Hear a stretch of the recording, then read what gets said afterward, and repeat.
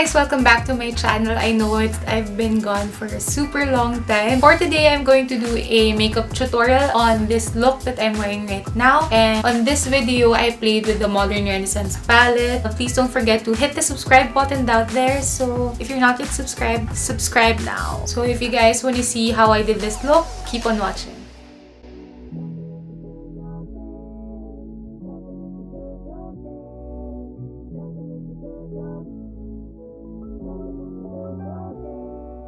So for this part, I just had to do a quick voiceover, and here I'm putting too much foundation and I totally forgot that this foundation is really full coverage, tapos sobrang pigment, as in high pigment siya, and it's really concentrated. So I totally forgot while I was filming this, pero ayan, I'm kinda struggling with the blending part kasi mabilis mag-dry din tong foundation na to. Also, what I don't like about this foundation is don't get me wrong, maganda yung foundation, as in sobrang ganda, is full coverage, but the packaging is really hard to maintain kasi ayan, sobrang messy. And then mabilis na siya mag-dry, so itong part na to, parang natagalan ako na i-blend kasi naiiwan ko sa face ko yung part na yon. So I'm just taking an Evian spray and spraying it on my sponge, tapos that's what I use to blend the foundation na nanigas.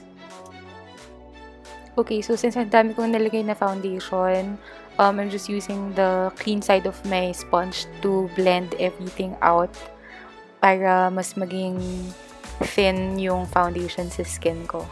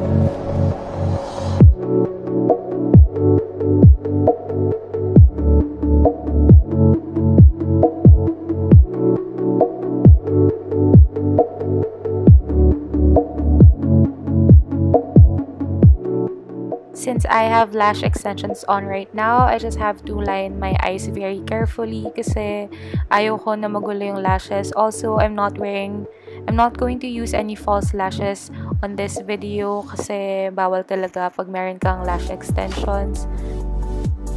I'm just going to brush them up and down para lang ma-align siya and hindi siya maging gulo-gulo or yung iba-iba yung direction para ma-maintain din siya.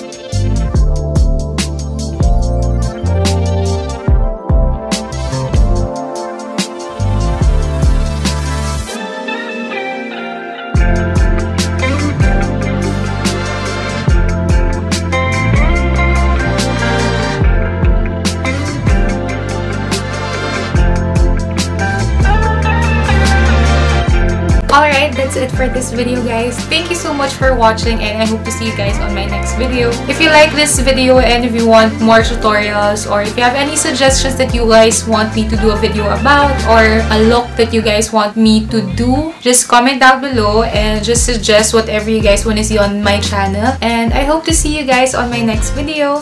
Bye!